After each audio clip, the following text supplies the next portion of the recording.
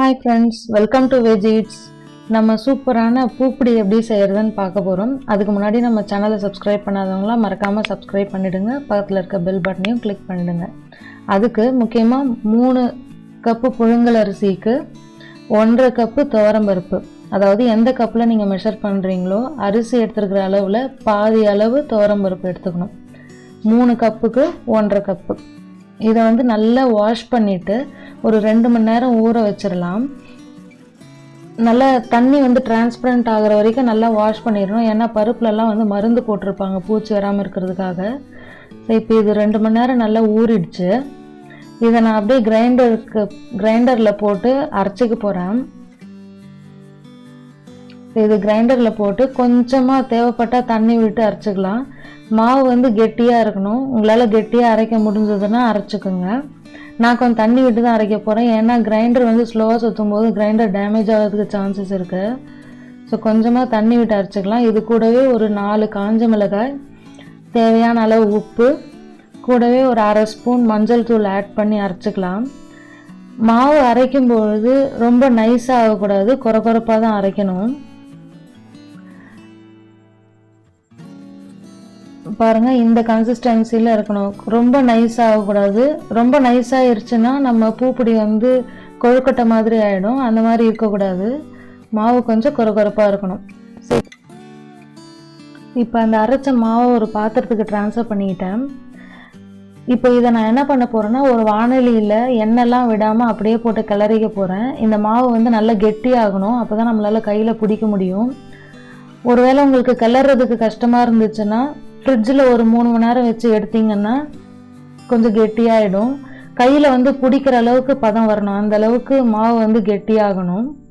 So இப்போ இது நான் வாணலியில் போட்டு எந்த எண்ணெயும் விடலை, எதுவுமே பண்ணலை. அப்படியே வாணலியில் மீடியம் ஃப்ளேமில் வச்சு நம்ம கிளறிட்டே இருந்தோம்னா மாவு இந்த மாதிரி கெட்டியாகிடும். இது அப்படியே ஆறட்டும். கொஞ்ச நேரம் நல்லா ஆற விட்டுறலாம். மிதமான சூடில் இருக்கணும் அப்படின்லாம் அவசியம் கிடையாது. நல்லாவே ஆறிட்டோம். கையில் கொஞ்சமாக எண்ணெய் தடவிட்டு இந்த மாதிரி கையில் பிடிச்சோன்னா கையில் ஒட்டாமல் வரும், நல்லா பிடிக்க வரும். அழுத்தி அழுத்தி பிடிச்சோன்னா நமக்கு பூப்பொடி வந்து சாஃப்டாக இருக்காது, லேசாக பிடி. அந்த டிஷ்ஷோட பேரே பூப்பொடி தான். ஸோ இதை வந்து அப்படியே ஒரு இட்லி பானையில் வச்சு ஒரு 20 நிமிஷம் வேக விட்டுடலாம். அது ஒரு பக்கம் வேகட்டும். அதுக்கு முன்னாடி ஒரு மிக்சி ஜாரில் 3 டேபிள் ஸ்பூன் உளுத்தம்பருப்பு கொரகொரப்பாக அரைச்சி வச்சுக்கிறேன். இதில் எதுவுமே வறுக்கலாம் தேவையில்லை, அப்படியே கொரகொரப்பாக ப்ளைனாக அரைச்சி வச்சுக்கலாம். ஸோ இப்போ 20 நிமிஷத்துக்கு அப்புறம் இந்த பூப்பொடியெல்லாம் நல்லா இது நல்லா ஆற விட்டுறலாம். ஆறுனதுக்கப்புறம் இந்த மாதிரி கையில் எடுத்து பார்த்தீங்கன்னா ரொம்ப சாஃப்டாக இருக்கும். பார்த்தீங்கன்னாலே தெரியும், ரொம்ப சாஃப்டாக இருக்கும். இது அப்படியேவும் சாப்பிடலாம், ரொம்ப டேஸ்டியாக இருக்கும்.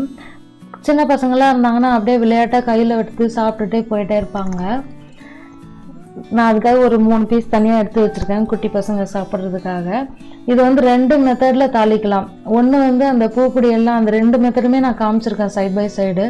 பூப்பொடியெல்லாம் இந்த மாதிரி கையால் உதுட்டுட்டு இல்லாட்டி கட் பண்ணிவிட்டு தாளிக்கலாம். ஸோ தாளிக்கிறதுக்கு ஒரு டேபிள் ஸ்பூன் எண்ணெய் விட்டு 1/2 ஸ்பூன் கடுகு, கொஞ்சமாக கருவேப்பிலை, ஒரு பிஞ்ச் பெருங்காயத்தூள் போட்டு நல்லா பொரிஞ்சதும் அந்த உளுத்தம்பருப்பு பொடிச்சு வச்சுருக்கோம் இல்லையா, அதையும் இது கூட போட்டு பொன்னிறமாக. இப்போ அந்த உளுத்தம்பருப்பு பொன்னிறமாக ஆன உடனே ஒரு பெரிய சைஸ் வெங்காயம் கட் பண்ணி வச்சுருக்கேன் பொடியாக, அதையும் இது கூட போட்டுட்டு நல்லா டிரான்ஸ்பரண்ட் ஆகிற வரைக்கும் வதக்கினா போதும். ரொம்ப சுருளை வதங்கக்கூடாது, சாப்பிடும்போது அப்போ தான் நல்லாயிருக்கும். இப்போ அந்த உதுத்து வச்சுருக்கிற இல்லாட்டி கட் பண்ணி வச்சுருக்கிற அந்த பூப்பொடியெல்லாம் இது கூட போட்டு நல்லா ஃபுல்லாக எல்லாத்துலேயும் கோட்டிங் ஆகிற மாதிரி கிளறிட்டோம்னா நார்த் ஆர்காட் ஸ்பெஷல் பூப்பொடி சூப்பராக ரெடி ஆயிடுச்சு. நீங்களும் ட்ரை பண்ணி பாருங்கள். இந்த வீடியோ உங்களுக்கு பிடிச்சிருந்ததுன்னா லைக் பண்ணுங்கள். சஜஷன்ஸ் ஏதாவது இருந்தால் ஷேர் பண்ணுங்கள். தேங்க்யூ.